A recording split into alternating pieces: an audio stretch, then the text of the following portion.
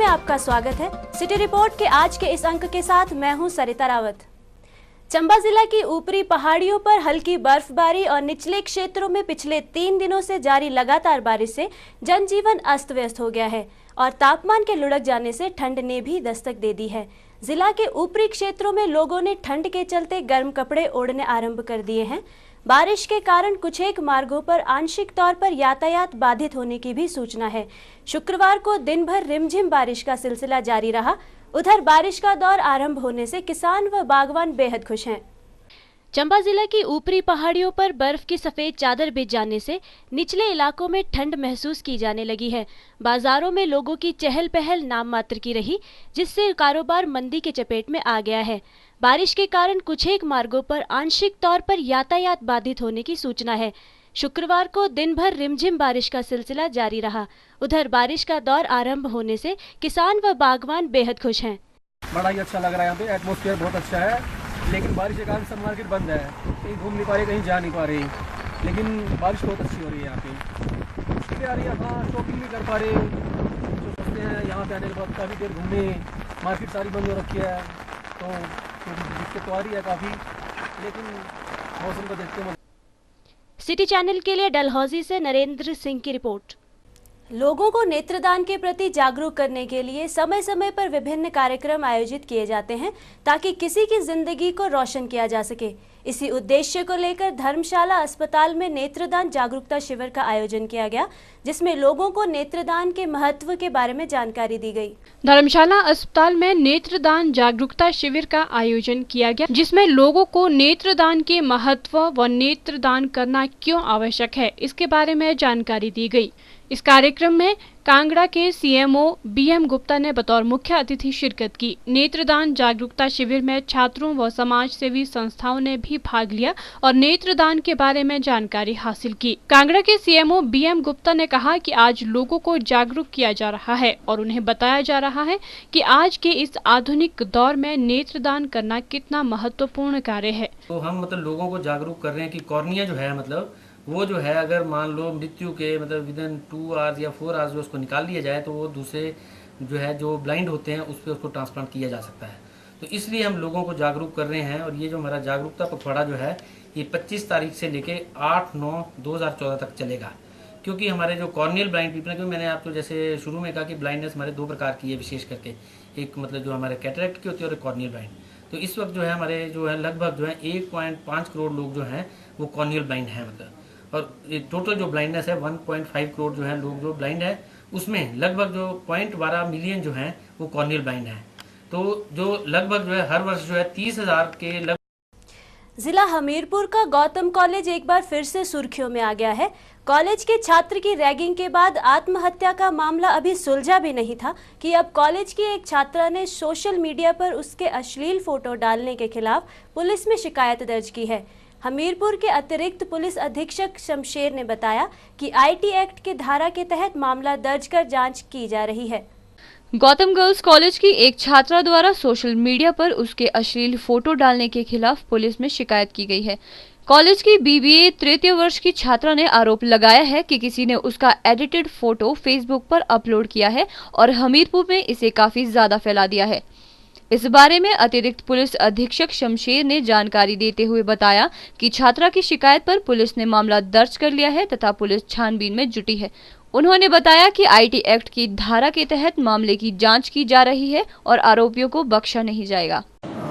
पिछले कल Gautam girls college BBA 3rd year की एक छात्रा ने पुलिस स्टेशन में आकर एक रिपोर्ट दर्ज कराई है कि इसका जो फोटो है फेसबुक पर जो है मॉर्फिंग करके कोई पार्ट डिफरेंट है और कुछ पार्ट इनका है और वो मॉर्फिंग किया गया है और इसको अपलोड किया है। और उसके उपरांत जो है ये फ़ोटो जो है बहुत जगह पे जो है लोकल हमीरपुर में जो है इसे फैला दिया गया है।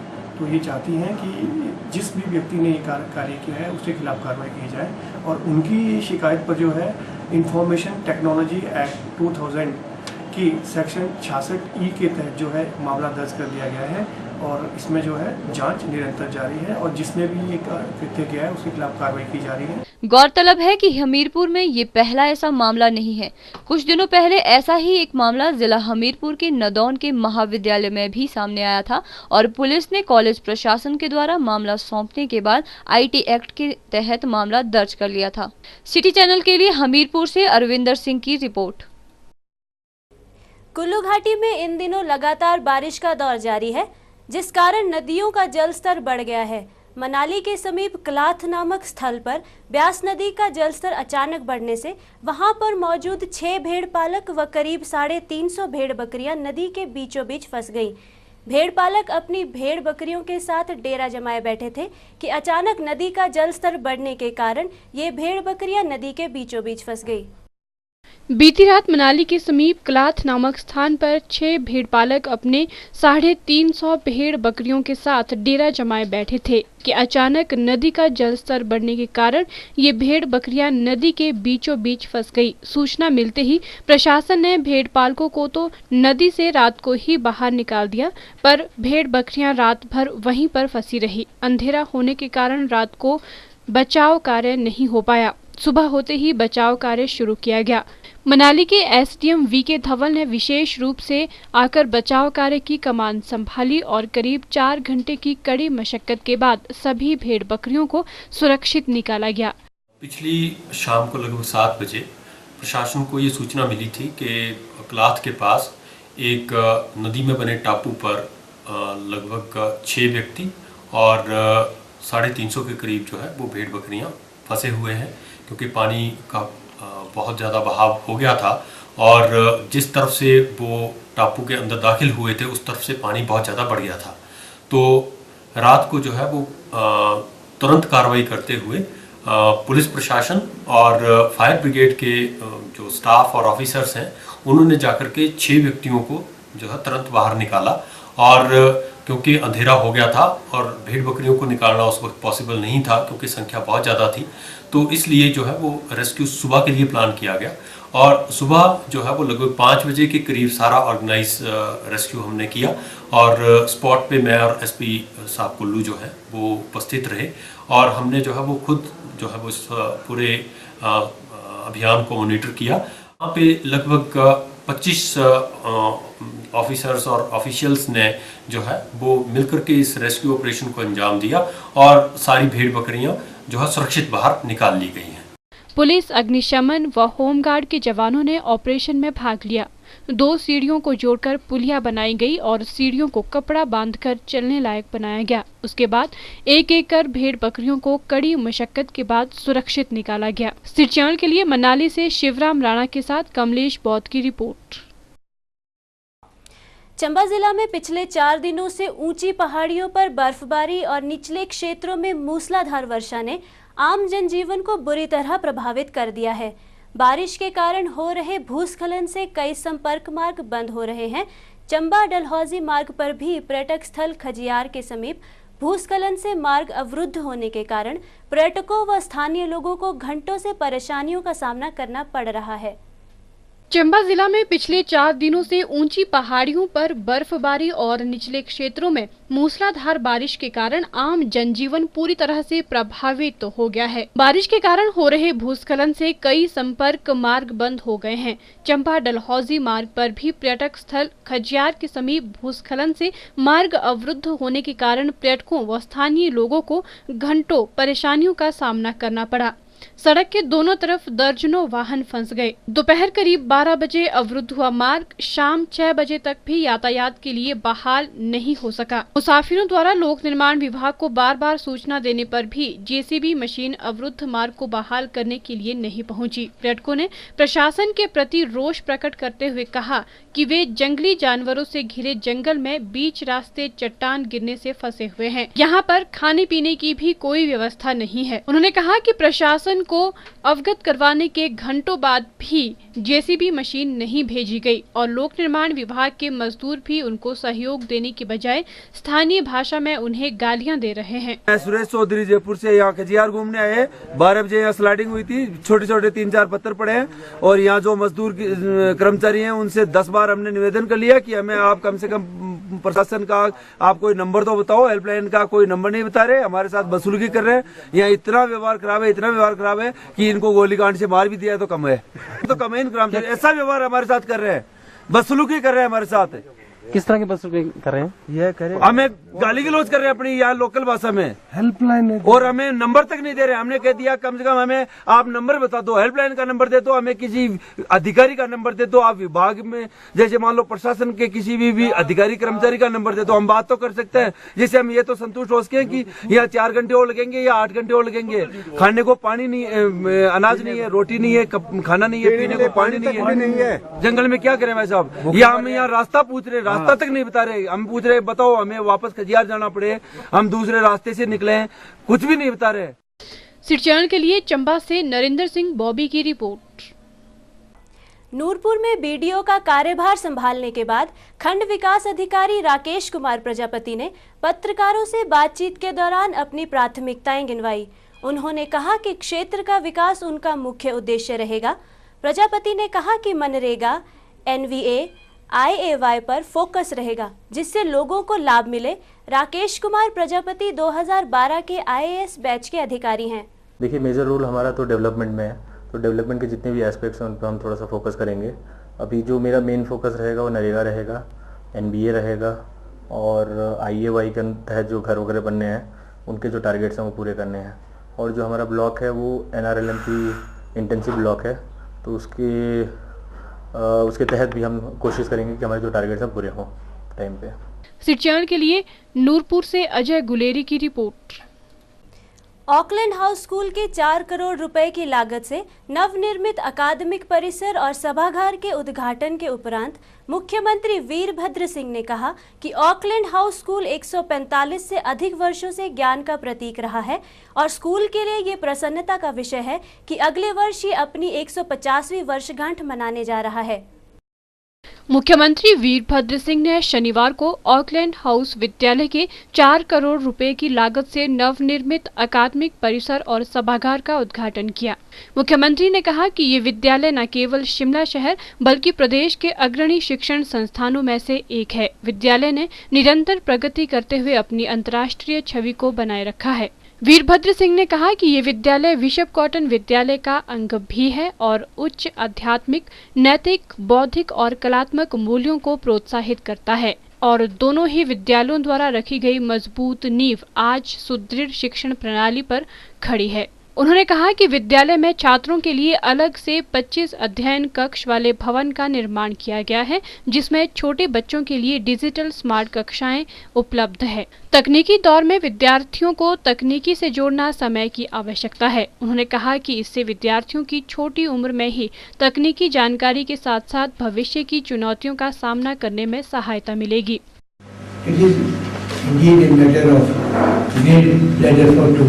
To me personally, to be present here this morning to dedicate the newly constructed building of Auckland House School for boys. A very nice and beautiful building has come up, and I hope it will become a temple of learning for for boys of the generations to come. Auckland House School is one of our premier education institutions, not only in Himachal Pradesh, not only in Shimla, but in the state. And next year, it is going to celebrate its 150th year of existence. As was said by the Bishop, this school started in Hollinoch, which is my favorite churches today. And it is full of history, and in almost 150 years of existence, it has done a lot to advance the studies of girls. Now, you have 2 wings, one for boys and one for girls. इससे पूर्व school की निदेशक Sunita John और प्रधानाचार्य Michael ए John ने मुख्यमंत्री का स्वागत किया और विद्यालय के इतिहास के बारे में विस्तृत जानकारी दी। प्रधानाचार्य ने विद्यालय की मौजूदा व्यवस्था के बारे में विस्तृत जानकारी दी और मुख्यमंत्री का कार्यक्रम में पधारने के लिए धन्यवाद किया।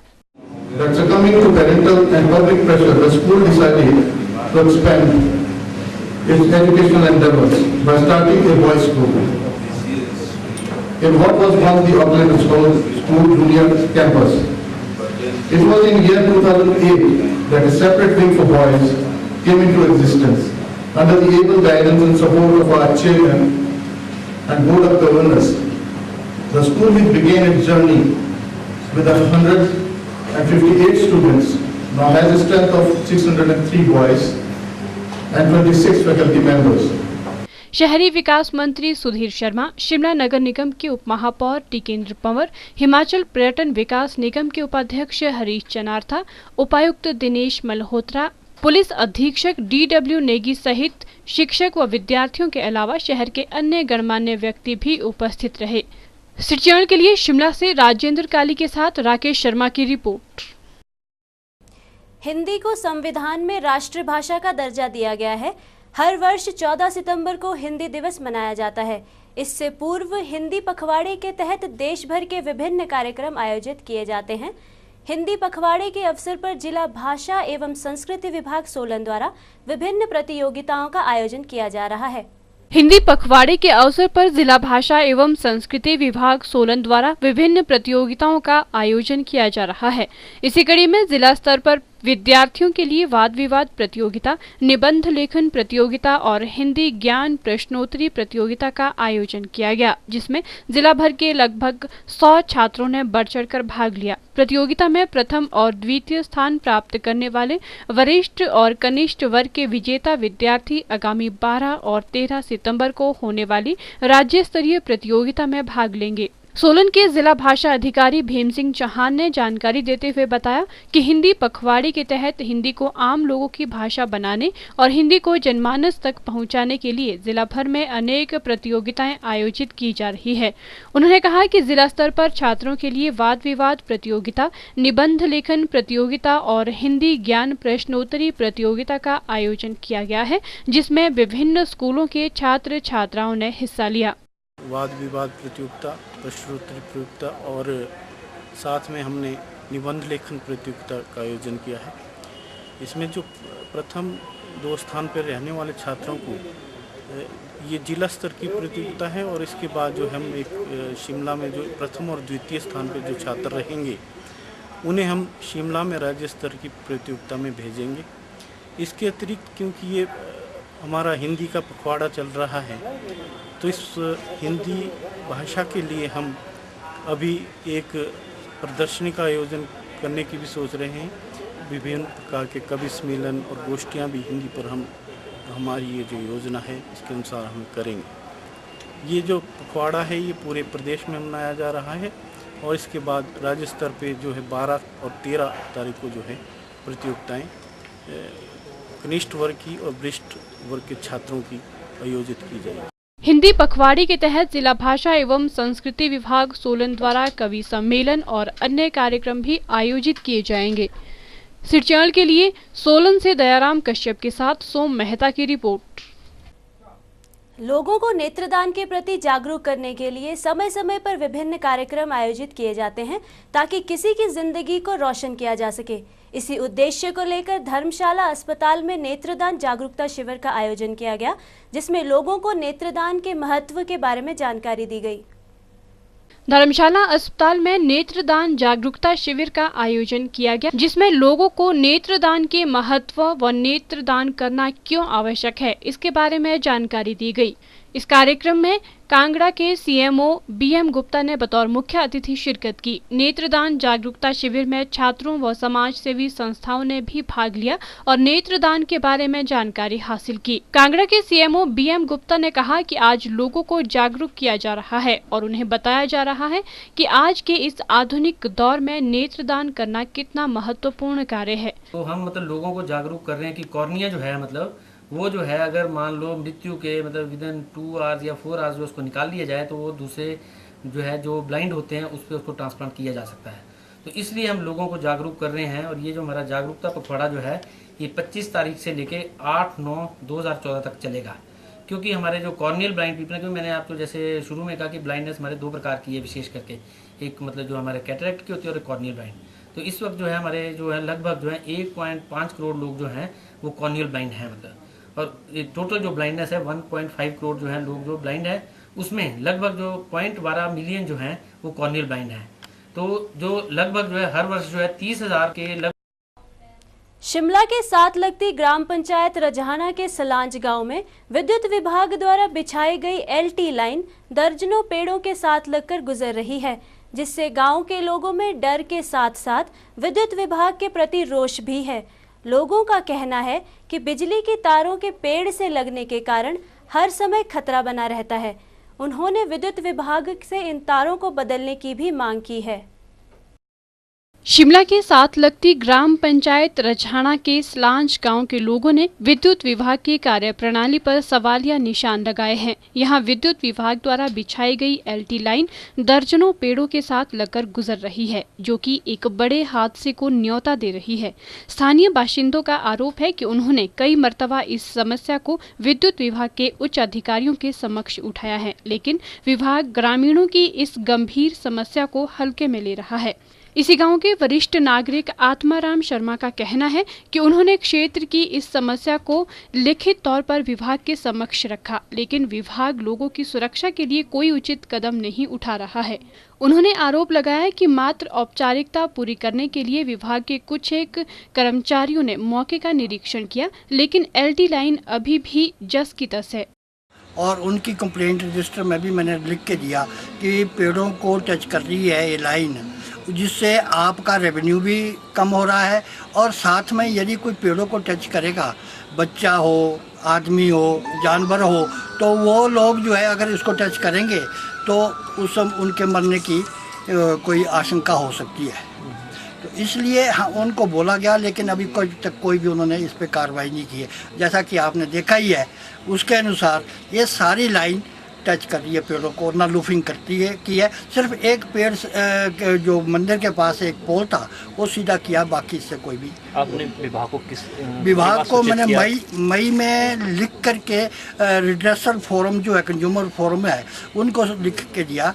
उन्होंने, उनका मैं धन्यवादी हूँ कि उन्होंने विभाग के साथ कई बार इस मामले को उठाया। विभाग से ये कहता हूँ कि लाइन को ठीक तरीके से इसको देखा जाए, जो पेड़ों से टच की है उसको बदला जाए, और सीधी जो जहाँ से यहाँ से सामने जो है वो जा सकती है, वहाँ पे ये पोल लगे और सीधे ऊपर जा सकती है आगे के लिए। स्थानीय लोगों और स्कूली बच्चों का कहना है कि पेड़ों को छूकर गुजर रही एलटी लाइन से यहां लोगों में हर पल करंट लगने का भय रहता है, क्योंकि जिन दर्जनों पेड़ों को छूकर ये एलटी लाइन गुजर रही है, यहां से रोजाना लोगों की आवाजाही लगी रहती है। ये जो लाइन जो है बड़ी खतरनाक है यहाँ पे, और इससे जो नुकसान वगैरह हो सकता है, कोई टच करे पेड़ के साथ बिल्कुल टच हुई, तो इन्होंने पहले भी दिया होगा, विभाग को लिख के भी दिया, कंप्लेंट्स भी की होगी, तो आज तक कोई एक्शन किया नहीं है यहाँ पर। तो ये तार एज इट इज़ ऐसी है, तो हमारा अभी विभाग से यही अनुरोध है कि वो जल्दी से जल्दी इन तारों को दुरुस्त करें। से पेड़ों में करंट आता है, जिससे मिस हैपनिंग हो सकती है, काफ़ी लोगों को करंट लग सकता है, तो हम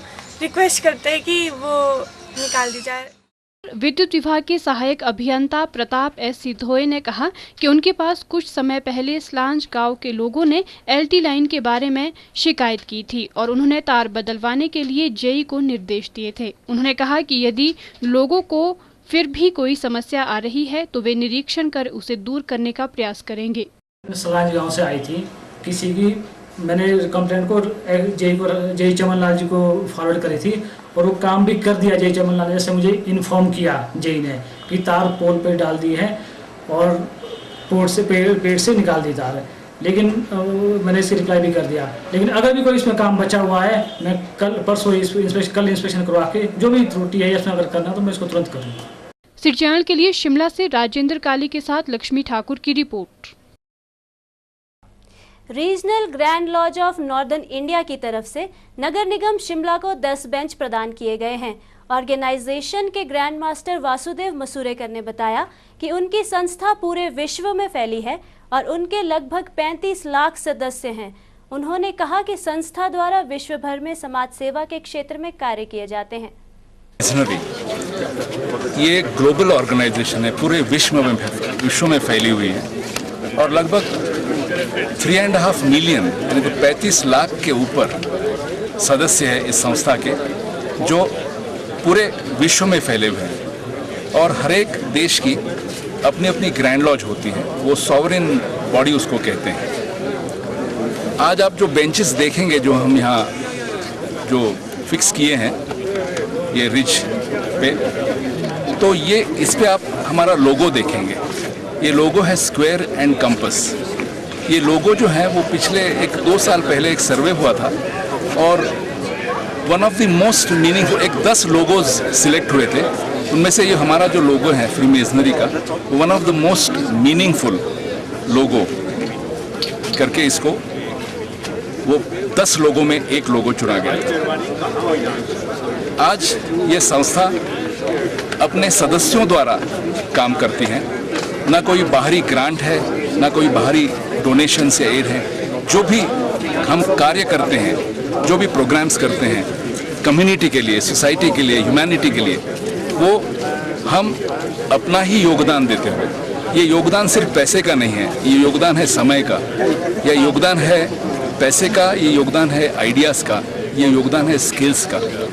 अपने अपने पास जो भी हमारे सदस्यों के पास जो भी कोई हुनर है, उसके ज़रिए we contribute for the betterment of the society, for the betterment of the humanity as a whole.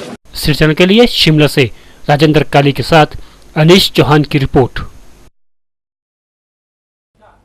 पूरे प्रदेश में गणपति चतुर्थी का पर्व बड़े ही हर्षोल्लास से मनाया जा रहा है और जगह जगह गणपति विसर्जन के कार्यक्रम किए जा रहे हैं। इसी के चलते नूरपुर के तलाड़ा गांव में गणेश चतुर्थी पर्व धूमधाम से मनाया गया और गणपति की पूजा अर्चना कर ज्वाली के मिनी हरिद्वार में गणपति विसर्जन किया गया। पूरे देश में जहां जगह जगह गणपति विसर्जन के कार्यक्रम किए जा रहे हैं, वहीं नूरपुर के तलाड़ा गांव में गणेश चतुर्थी का पर्व धूमधाम के साथ मनाया गया। तलाड़ा से ज्वाली तक एक भव्य शोभा यात्रा निकाली गई और पूरा क्षेत्र गणपति बप्पा मोरया के जयकारों से गूंज उठा। इस शोभा यात्रा में क्षेत्र के लोगों में काफी उत्साह देखने को मिला और सारा माहौल भक्तिमय हो गया। इस मौके पर स्थानीय निवासियों ने बताया कि हर वर्ष की तरह इस वर्ष भी गणपति विसर्जन कार्यक्रम धूमधाम के साथ मनाया गया। उन्होंने बताया कि भगवान गणेश की स्थापना तलाड़ा में की गई थी और रोजाना वहां पर भजन कीर्तन का आयोजन किया जा रहा था, जहां पर स्थानीय लोग भी भाग लेते थे। ऐसे कार्यक्रमों के आयोजन से जहां धार्मिक भावना को बल मिलता है, वहीं भाईचारे की भावना को भी बढ़ावा मिलता है। हर वर्ष तलाड़ा से मनाया जाता है। जी भाद्रपद शुक्ल पक्ष की चतुर्थी तिथि को हम गणपति गणेश भगवान की स्थापना करते हैं बड़ी धूमधाम के साथ और लगभग 10 दिन तक इनका पूजन किया जाता है। प्रत्येक जो हमारे नगरवासी हैं बढ़ चढ़कर भाग लेते हैं, काफ़ी भजन कीर्तन करते हैं और भजन कीर्तन करने के साथ साथ गणपति गणेश की जय का उच्चारण भी करते हैं। गणपति गणेश महोत्सव करने से प्रत्येक आदमी की मनोकामनाएं पूर्ण होती हैं। गणेश महोत्सव हर वर्ष की तरह इस वर्ष भी बड़ी धूमधाम से मनाया जा रहा है। ये यात्रा तलाड़ा से ज्वाली छोटा हरिद्वार के लिए निकाली जाती है। 29 तारीख को इसका पूजन व तलाड़ा में स्थापित की गई थी मूर्ति गणपति गणेश महाराज जी की और 6 तारीख को तलाड़ा से शोभा यात्रा निकाली गई। सिरचैनल के लिए नूरपुर से अजय गुलेरी की रिपोर्ट।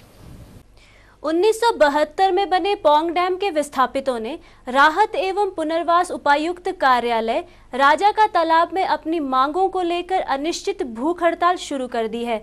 उनका कहना है कि जब से पौंग डैम बना है तब से विस्थापन का दर्द झेल रहे लोगों को आज तक अपना हक नहीं मिल पाया है। हिमाचल प्रदेश के जिला कांगड़ा में 1972 में बने पौंग बांध विस्थापित आज भी दर दर की ठोकरें खाने को मजबूर है, क्योंकि लोगों को अभी तक उनके हक प्रदेश सरकार द्वारा नहीं दिए गए हैं। विस्थापितों ने राहत एवं पुनर्वास उपायुक्त कार्यालय राजा का तालाब में अपनी मांगों को लेकर अनिश्चितकालीन भूख हड़ताल शुरू कर दी है। पौंग बांध विस्थापितों का कहना है कि ना तो प्रदेश सरकार और ना ही राजस्थान सरकार ने विस्थापितों के बारे में सोचा है और ये भूख हड़ताल तब तक जारी रहेगी जब तक सरकार द्वारा विस्थापितों के बारे में कोई निर्णय नहीं लिया जाता। उन्होंने सरकार से मांग की है कि उनके बारे में जल्द से जल्द उचित निर्णय लिया जाए। उनका कहना है कि पौंग बांध निर्माण के दौरान यहां से लगभग 20,722 परिवार विस्थापित किए गए थे। उनके पुनर्वास को लेकर राजस्थान सरकार ने उन्हें अपने राज्य में स्थापित करने को लेकर जो अनुबंध किया था उस संबंध में आज तक उन्हें आश्वासन ही मिलते रहे हैं और जमीनी स्तर पर कोई कदम नहीं उठाया गया है। विस्थापितों का कहना है कि वे भूख हड़ताल तभी खत्म करेंगे जब प्रशासन द्वारा उन्हें लिखित में आश्वासन दिया जाता है। इसी बात पे ये हुई है कि आप अपने ऊपर वाले अधिकारियों से पूछ लीजिए। हमारा ये कहना है कि हमें ब्लैक एंड वाइट में कुछ आश्वासन चाहिए, तभी हम जो है अपनी भूख हड़ताल जो है वो समाप्त करने के लिए हम तैयार हैं। मगर राइटिंग में जरूर चाहिए कि कौन अधिकारी है जो कह रहा है कि हमें हमारे साथ बैठक करेगा और हम ताकि उससे कल को जवाब मांग सकें। हमारी रणनीति तो यही पहले से वो भी आज भी है, उसमें परिवर्तन तो जहाँ तक प्रश्न उठता है सरकार की ओर से तो वो तो परिवर्तन हमारे में कोई नहीं आया है। अगर ये चाहते हैं कि 70 साल से पुरानी समस्याओं का हम समाधान करें तो न केवल ये सोसाइटी को बल्कि हर एक पौंग बांध विस्थापित कोई न कोई ये आश्वस्त करना होगा कि हम अपने काम के प्रति ईमानदार हैं। इस बारे में उपायुक्त सुखदेव सिंह का कहना है कि इन लोगों ने सबसे पहले अपनी मांगों को लेकर अप्रैल में भूख हड़ताल की थी। अंत में ये फैसला लिया गया था कि इनकी उपायुक्त कांगड़ा के साथ एक बैठक की जाएगी। उपायुक्त महोदय ने 4 जून को बैठक बुलाई थी जिसमें ये लोग नहीं पहुंच पाए और ये दोबारा सांकेतिक धरने पर बैठ गए हैं। उनका कहना है कि जो इनकी मांगे थी उसका जवाब सरकार और इन लोगों को दे दिया गया है। ये सबसे पहले अप्रैल 2014 में मिस्टर अश्विनी कुमार अवस्थी भूख हड़ताल पर बैठे थे, जो बाद में इन्होंने पोस्टपोन कर दी थी। ये पुनः आज इनका चौथा दिन है भूख हड़ताल पर बैठे हैं। उसका रिप्लाई इनको दे दिया गया है और इनकी डिमांड्स के बारे में डीसी कांगड़ा ने 4 जून 2014 को बैठक भी रखी थी, जो बैठक इन्होंने डिक्लाइन कर दी। ये उस बैठक में नहीं गए।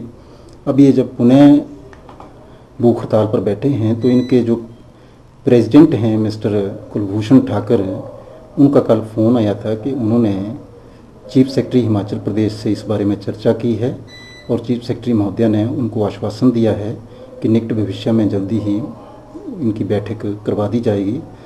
अतः अब इन पर निर्भर करता है कमेटी पर कि ये भूख हड़ताल को ख़त्म कर दें जब बैठक का फैसला हो गया है। इनके सिरजौल के लिए नूरपुर से अजय गुलेरी की रिपोर्ट। हिमाचल में प्रतिदिन 10 से 15 लोगों को हृदय रोग होता है, जिसका मुख्य कारण खान पान में बदलाव है। हृदय रोग विशेषज्ञ डॉक्टर पीसी नेगी ने रामपुर में आयोजित 2 दिवसीय हृदय रोग जांच शिविर के दौरान ये बात कही। कोशिश एक आशा संस्था द्वारा लगाए गए इस शिविर में लोगों ने बढ़ चढ़कर भाग लिया। हिमाचल में हृदय रोग के मरीजों की संख्या में आश्चर्यजनक इजाफा हो रहा है, जो गंभीर चिंता का विषय है। इस बात का खुलासा आईजीएमसी के हृदय रोग प्रमुख प्रोफेसर पीसी नेगी ने रामपुर में हृदय रोग शिविर के दौरान किया। उन्होंने बताया कि इसका प्रमुख कारण खान पान में बदलाव है। लोगों को मीठा और तली हुई चीजों को कम प्रयोग करना चाहिए। उन्होंने कहा कि लोगों में खान पान में बदलाव के साथ चलने फिरने की आदत भी कम हुई है। उन्होंने लोगों को नियमित व्यायाम और सैर करने की सलाह दी है।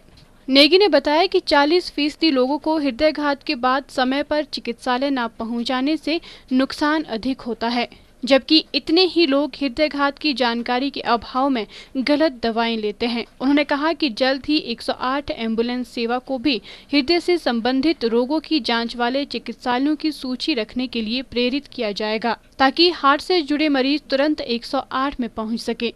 ब्लड प्रेशर के मरीज़ देखे हमने, डायबिटीज़ के मरीज़ देखे, कईयों को हार्ट की आर्टरीज की जो ब्लॉकेज की वजह से जो हार्ट अटैक वगैरह होता है उस तरह के पेशेंट्स देखे हैं। कुछ बच्चों में हमने पैदाइशी दिल की बीमारियां देखी, जो एक दूसरा रोमेटिक हार्ट डिजीज़ होता है बच्चों में, जिसमें हार्ट के वैल्व्स खराब हो जाते हैं, उस तरह के पेशेंट्स पे हमने काफ़ी देखे हैं।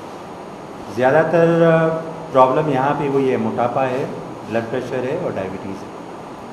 और ये हर जैसे अर्बन पॉपुलेशन में कहो या गांव में भी कहो, आज काफ़ी कॉमन है ये प्रॉब्लम। इसका मेन कारण हमें लगता है कि एक तो लोगों का जो खान पान है काफ़ी चेंज हो गया है और चलना फिरना बहुत कम है।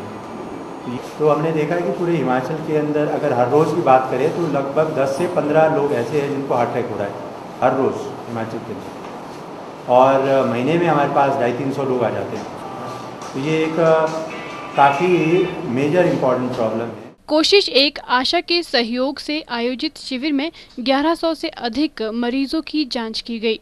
शिविर ये बेसिकली हृदय रोग जांच व जागरूकता शिविर था, जो कि रामपुर में पहली बार ऑर्गेनाइज़ किया गया। इसमें प्रोफेसर पीसी नेगी और उनकी जो टीम थी, इसमें 60 डॉक्टर्स शिमला से आए थे, और इसमें बीएमओ ननखड़ी डॉक्टर आज़ाद, डॉक्टर गुमान नेगी ने भी सपोर्ट किया था, क्योंकि रामपुर में देखने में आया कि हार्ट की प्रॉब्लम्स काफ़ी बढ़ गई हैं और लोगों को जागरूकता का अभाव है उसमें। तो उसी जागरूकता को हिट करने के लिए, टारगेट करने के लिए हमने प्रोफेसर पीसी नेगी से रिक्वेस्ट किया था कि लोगों को मैक्सिमम हो सके अवेयर करना।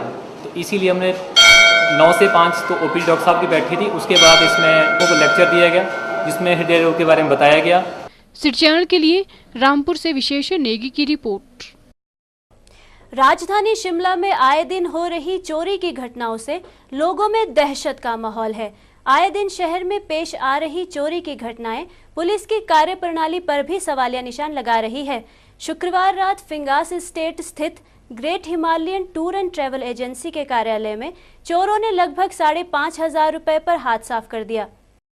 प्रदेश के साथ साथ राजधानी शिमला में आपराधिक घटनाएं बढ़ती जा रही है। आपराधिक घटनाओं में हुई बढ़ोतरी से लोग खुद को सुरक्षित महसूस नहीं कर रहे हैं। शुक्रवार रात को शिमला के फिंगास एस्टेट स्थित ग्रेट हिमालयन ट्रैवल्स एजेंसी के कार्यालय में चोरों ने नकदी पर हाथ साफ किया।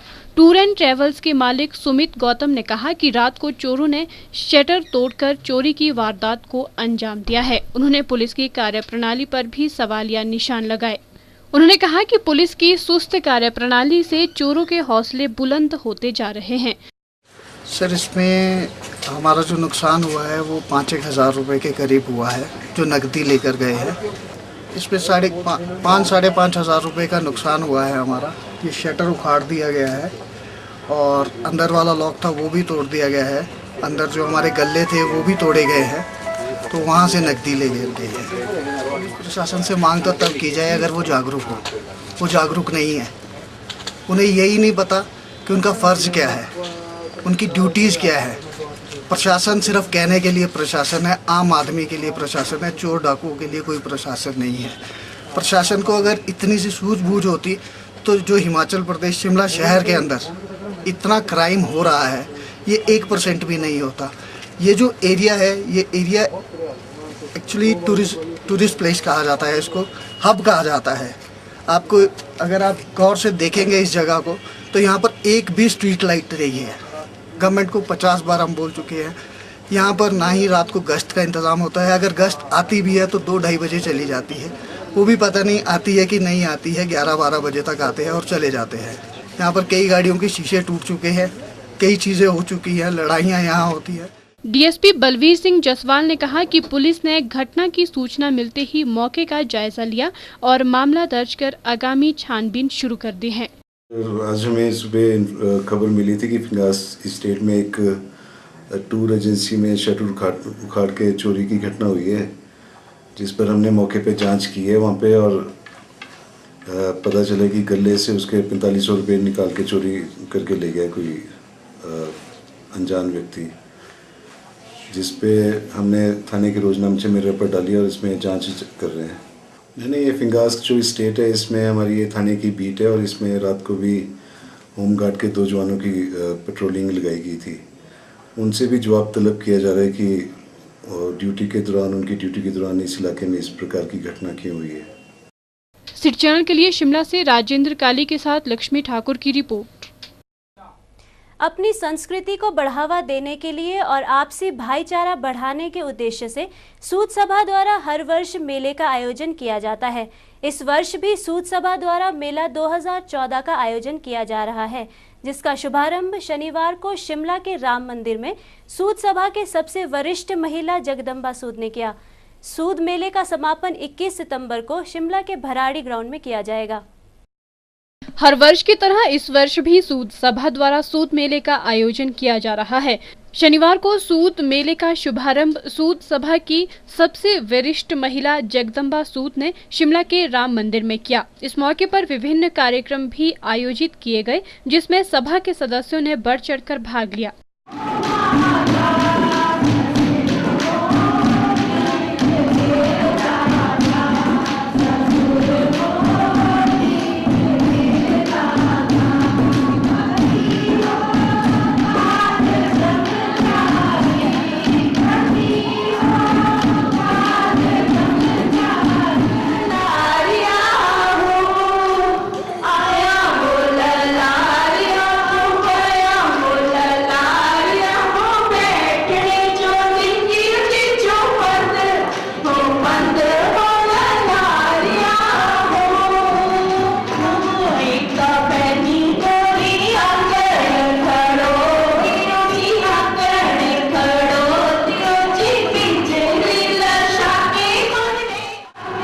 सूद सभा के संयोजक अश्वनी सूद ने मेले के बारे में जानकारी देते हुए बताया कि मेले के दौरान विभिन्न कार्यक्रम और प्रतियोगिताएं आयोजित की जाएगी। उन्होंने कहा कि मेले का समापन 21 सितंबर को भराड़ी ग्राउंड में होगा, जिसमें कांगड़ी धाम का भी आयोजन किया जाएगा।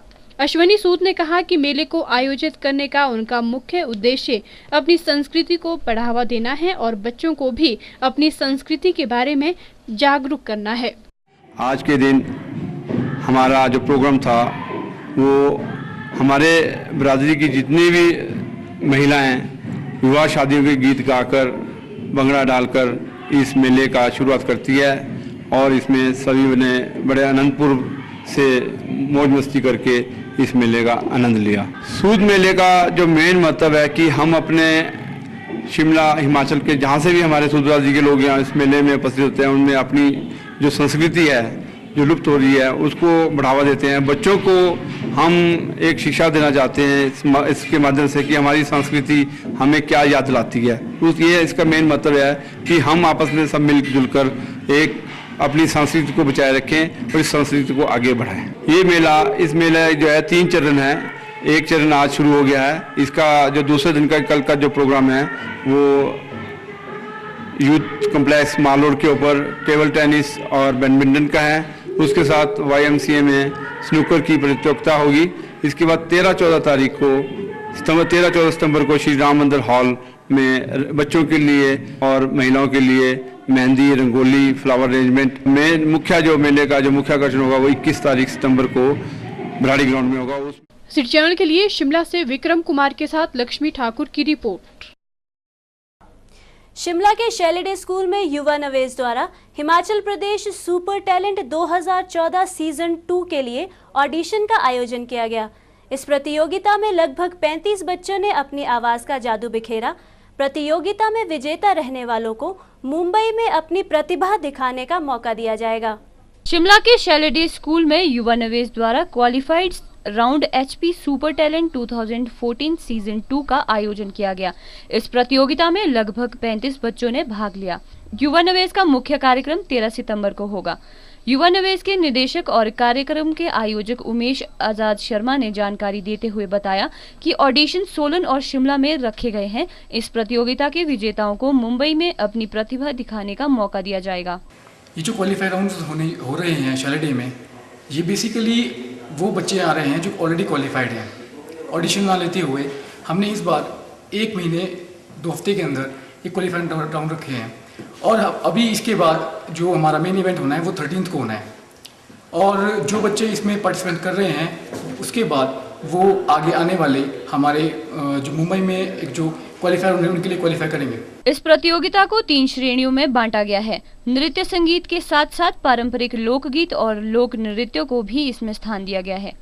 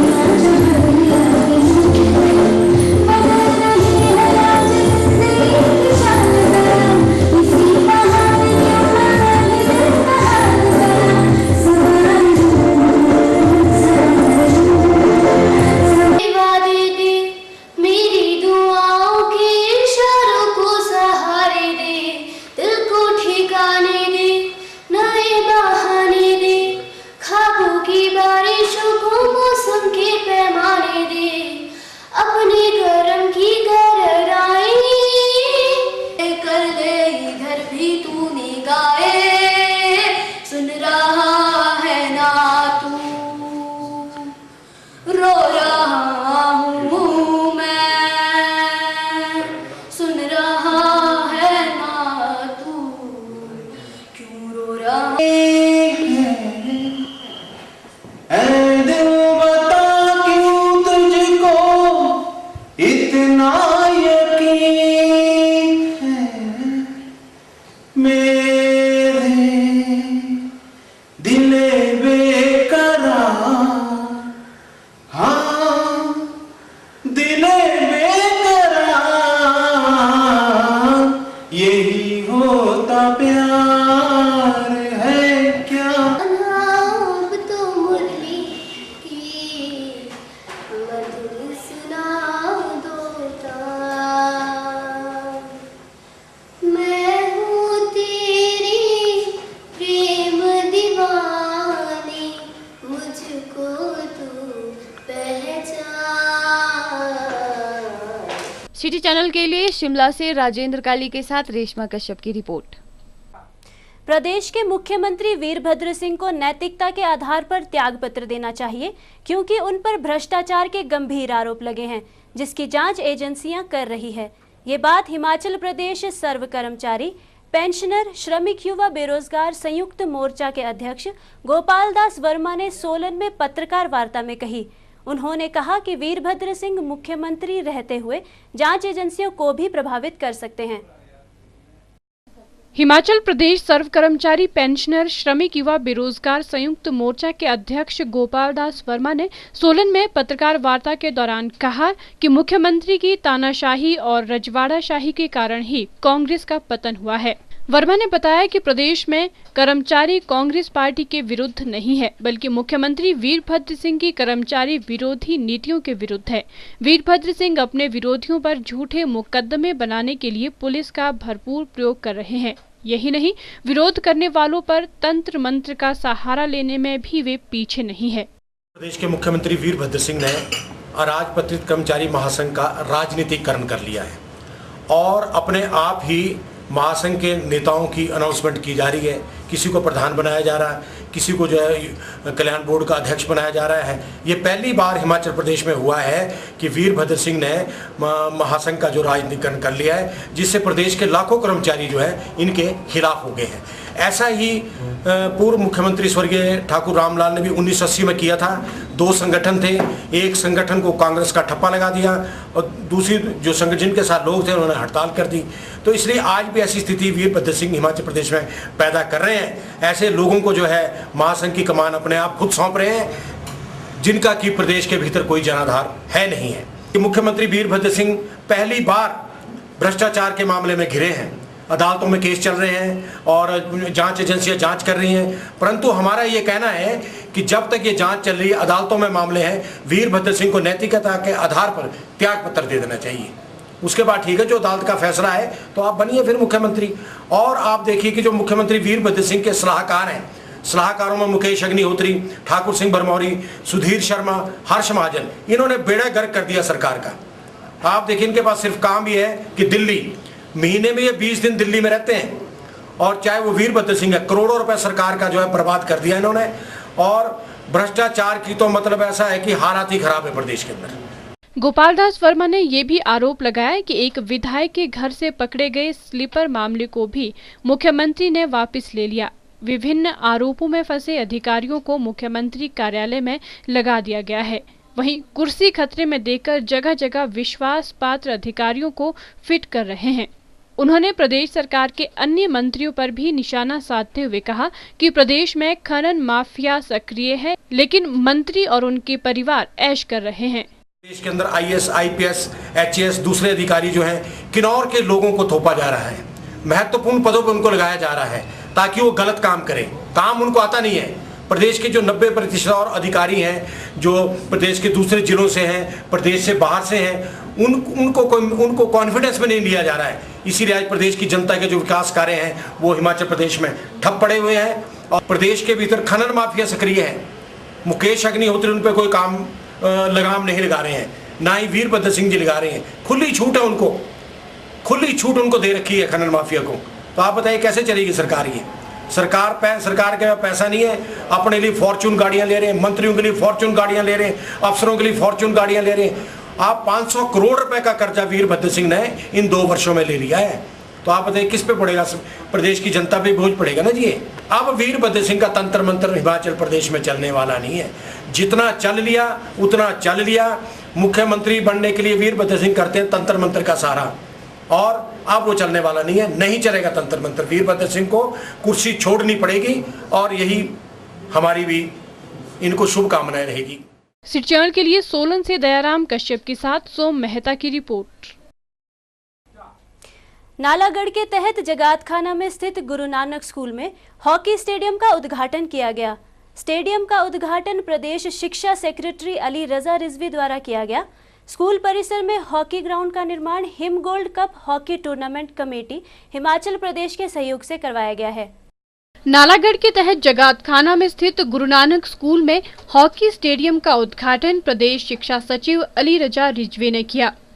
स्कूल परिसर में हॉकी ग्राउंड का निर्माण Him gold cup hockey tournament committee Himachal Pradesh के सहयोग से करवाया गया है। यहाँ हिमाचल में हम आज आए हैं, ये तो इनकी ओपनिंग थी, मगर हमारा जो हिमाचल में काम है बेसिकली आइडेंटिफाई करके कि कौन कौन सी पॉकेट्स में हॉकी खेली जाती है हिमाचल में, कहाँ कहाँ बच्चे हैं जिनको ट्रेनिंग दी जा सकती है, और कौन कौन से कोचेज़ हैं यहाँ पे ग्राउंड लेवल पे, या कोचेज़ को कौन से कोचेज़ को हम ट्रेनिंग दे के उनको उनका जो लेवल है वो ऊपर लाया जा सके। और बच्चों को जो भी ट्रेनिंग 10 से 12, 12 से 14, 14 से 16, 16 से 18, जो भी डिफरेंट एज ग्रुप के बच्चों की जो ट्रेनिंग प्रोग्राम होता है वो ये बनाएंगे, और हम बना के वो यहाँ इम्प्लीमेंट करेंगे, ताकि हॉकी यहाँ पे ग्रास रूट लेवल पे जो इंडिया में हॉकी खेली जाती है वहीं यहाँ पे बच्चों को वही उसकी टेक्निकली सिखाया जाए, ताकि वो बच्चे आगे जाके हिमाचल का और इंडिया का नाम रोशन कर सकें।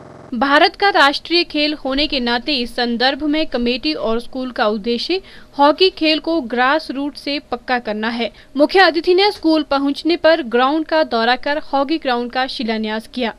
आइडियली तो कम से कम एक जिले में कम से कम एक तो एस्ट्रोटर्फ होगा, तभी बच्चे उस पर खेल पाएंगे। इंडिया भी बढ़ चढ़ के अब इसमें भाग ले रहा है, और उनका भी यही प्रयास है कि 2 चीज़ें, अधिक से अधिक प्लेइंग सरफेस बने, हमारे एस्ट्रोटर्फ के प्लेइंग सरफेस बने, और अधिक से अधिक कोचेज़ ट्रेन हों, और वो कोचेज़ फिर जो नई हमारी पीढ़ी, नए बच्चे, कम उम्र के बच्चे जो हॉकी से जुड़ना चाहते हैं, उनको हॉकी कैसे खेलनी है वो सिखाएं।